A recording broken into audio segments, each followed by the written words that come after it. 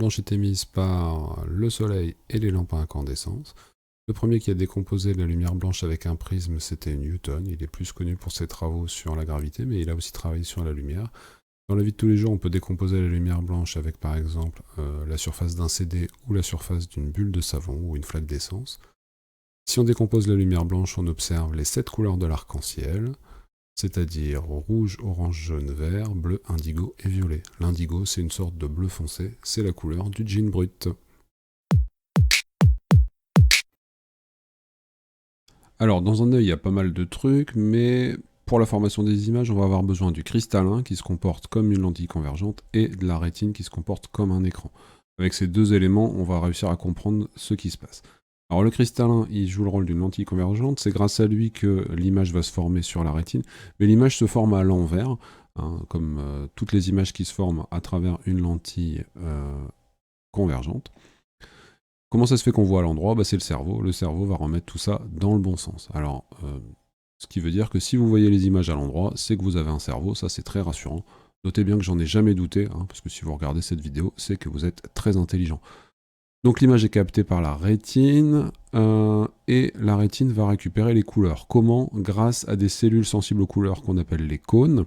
Ils sont sensibles uniquement au vert, au bleu et au rouge. C'est tout. Donc même si la lumière blanche contient les 7 couleurs de l'arc-en-ciel, notre œil, lui, ne peut capter que le vert, le bleu et le rouge. Du coup, si uniquement les cônes verts sont activés, on va avoir du vert. Uniquement les cônes rouges, on va avoir du rouge. Et uniquement les cônes bleus, on va avoir du bleu. Bon, jusqu'ici, tout va bien.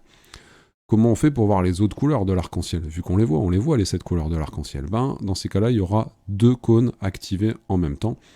Donc par exemple, si les cônes sensibles au vert et au rouge reçoivent de la lumière, on va voir quoi ?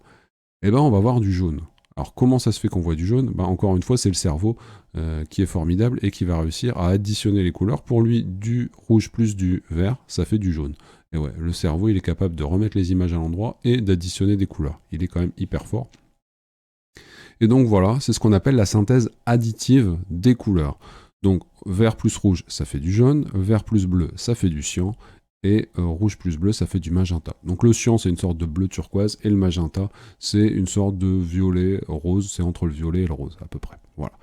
Donc c'est sur ce principe que fonctionnent les écrans d'ordinateur, de télé, de smartphone, de cinéma. Si on zoome, on va se rendre compte qu'on a à la surface 3 luminophores, un rouge, un vert et un bleu. Donc ce sont des toutes petites lumières qui vont s'allumer pour créer d'autres couleurs par synthèse additive. Okay, donc en fait, le principe, c'est toujours le même. Et comment on fait du blanc ? Le blanc, c'est facile, il suffit d'additionner les 3 couleurs. Si vous mettez du vert, du rouge plus du bleu, on a du blanc. Mais là, vous vous dites sans doute, on fait comment du orange, on fait comment du violet, on fait comment du rose ? C'est une très bonne question, on va y répondre juste maintenant. Grâce à ce simulateur, je vais pouvoir vous montrer comment un écran est capable de faire d'autres couleurs que le vert, le rouge et le bleu. Le vert et le rouge, on sait que ça fait du jaune, ça pas de problème. Le vert et le bleu, ça fait du cyan, pas de problème. Et le rouge et le bleu, ça fait du magenta. Bon, la question qui était posée, c'est comment on fait par exemple du orange, du rose ou du violet. Si on prend le cas du orange. Le orange, en fait, c'est jamais qu'une sorte de jaune dans lequel on va avoir un peu plus de rouge. Donc si je baisse la luminosité du vert, regardez. Voilà comment on va faire d'autres couleurs. On va mettre certaines couleurs à fond, ici le rouge est à fond, le vert, on le baisse presque à moitié et on va avoir du orange. Et sur ce principe-là, on va être capable de faire toutes les couleurs. Là, on part du magenta, et si dans le magenta, on baisse la part du bleu, par exemple, on va faire du rose. Si je baisse la part du rouge, on va faire du violet. Donc voilà comment les écrans sont capables de faire tout un tas de couleurs.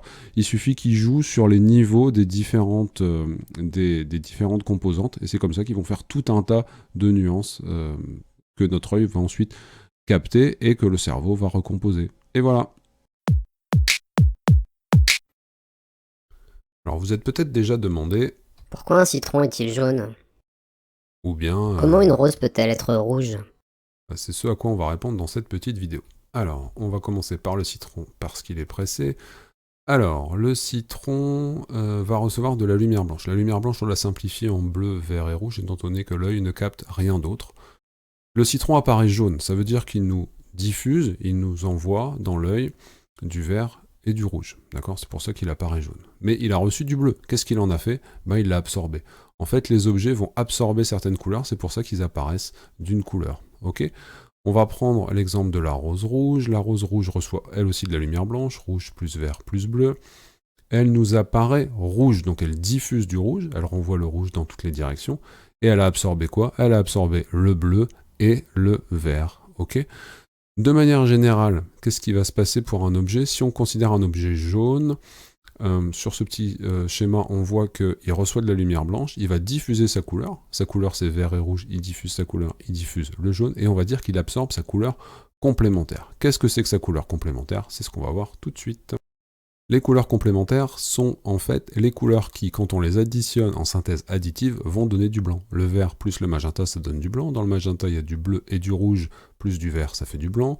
Dans le jaune, il y a du vert et du rouge, plus le bleu, ça fait du blanc. Dans le cyan, il y a du vert et du bleu, plus le rouge, ça fait du blanc.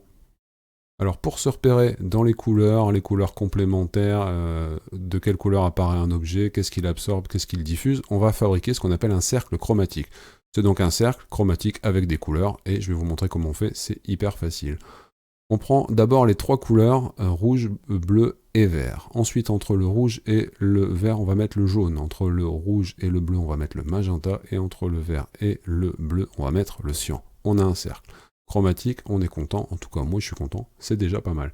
Alors, comment ça marche ce truc-là? Les couleurs complémentaires, comment on sait qu'elles sont complémentaires? C'est celles qui sont diamétralement opposées dans le cercle chromatique. C'est comme ça qu'on va pouvoir trouver la couleur des objets. Le citron, on sait qu'il est jaune, donc il diffuse le jaune, il absorbe le bleu. Les feuilles du citron sont vertes, et elles diffusent le vert et elles absorbent le magenta, donc le rouge et le bleu. Et la rose rouge, diffuse le rouge, mais absorbe le cyan. Ok, voilà le principe. On va retenir qu'un objet diffuse sa couleur et absorbe sa couleur complémentaire. Ici, on a un objet magenta, il diffuse sa couleur, donc le bleu et le rouge, et il absorbe le vert. Et les objets noirs, comment ça marche? C'est pas compliqué, les objets noirs absorbent toutes les couleurs et ne diffusent rien. C'est pour ça qu'on a chaud en été si on met des vêtements noirs, parce que ça absorbe toute l'énergie lumineuse et ça la transforme en énergie thermique, donc on a chaud en été, il vaut mieux mettre des vêtements clairs, des vêtements blancs, qui diffusent toutes les couleurs et n'absorbent rien.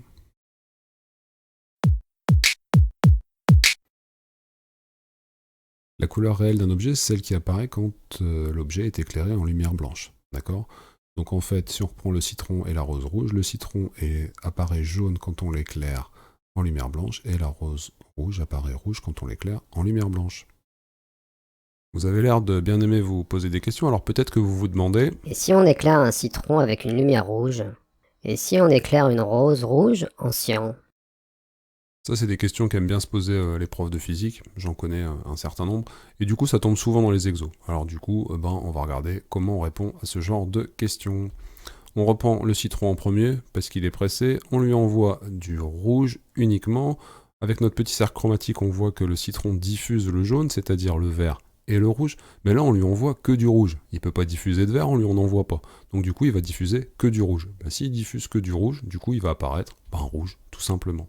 Ok, on reprend la rose rouge, on lui envoie du cyan cette fois-ci. On regarde le cercle chromatique, le rouge absorbe le cyan. Donc la rose va absorber le cyan. Elle aimerait bien diffuser du rouge, mais on lui en donne pas, on lui donne que du bleu et du vert. Comme on lui donne pas de rouge, elle ne peut pas en diffuser, donc elle ne diffuse rien, et elle va apparaître tout simplement noire. Alors une imprimante, comment ça fonctionne? Ça fonctionne à partir de 3 couleurs, le jaune, le magenta et le cyan. Si on superpose du jaune et du magenta par exemple, qu'est-ce que ça va donner? Ça va nous donner, on va regarder. Le jaune va absorber le bleu, c'est sa couleur complémentaire. Le magenta va absorber le vert, c'est sa couleur complémentaire. Qu'est-ce qui reste? Il reste le rouge. En fait, le jaune superposé au magenta va nous donner du rouge. Là, c'est ce qu'on appelle la synthèse soustractive des couleurs. Cette fois-ci, on fait une soustraction parce que plus on superpose de l'encre, plus la matière va donc absorber des couleurs et moins il y en aura à la fin. Donc c'est pour ça qu'on parle de synthèse soustractive, parce qu'on enlève des couleurs au fur et à mesure. Donc, comment créer les autres couleurs? Ben voilà, le magenta plus le cyan va nous donner du bleu, le cyan plus le jaune va nous donner du vert. Et si on superpose le jaune, le magenta et le cyan, eh ben on va obtenir du noir. Voilà comment fonctionne une imprimante en superposant de l'encre. Je vais maintenant vous présenter des exercices. Le genre d'exercice qu'aiment bien les profs de physique, c'est on prend un drapeau et on le regarde à travers des verres colorés et on regarde ce que ça donne. Vous pouvez faire pause pour réfléchir et puis regarder ensuite la solution. Alors ici on a des verres magenta et on regarde le drapeau de l'Italie. À travers le magenta ne passe que le bleu et le rouge. On envoie ça d'abord sur la couleur verte. Le vert, lui, pour apparaître vert, il a besoin de recevoir du vert. Dans le magenta, il n'y en a pas, donc il va apparaître noir. Le blanc reçoit du bleu et du rouge. Bon, bah du coup, il va diffuser ce qu'on lui donne, c'est-à-dire du bleu et du rouge. Il va apparaître magenta. Le rouge reçoit du bleu et du rouge. Il reçoit du rouge, donc il peut apparaître rouge. Parfait, il absorbe le bleu, tout va bien. Ensuite, autre exercice, cette fois-ci on regarde avec des lunettes jaunes. Le jaune, ça laisse passer le rouge et le vert. Le vert, pour apparaître, il a besoin de recevoir du vert, il en reçoit, tout va bien, il absorbe le rouge, ok, et il apparaît vert. Le blanc, il reçoit du rouge et du vert, donc du coup, il apparaît jaune. Le rouge reçoit du rouge, il est content, il apparaît rouge, tout va bien.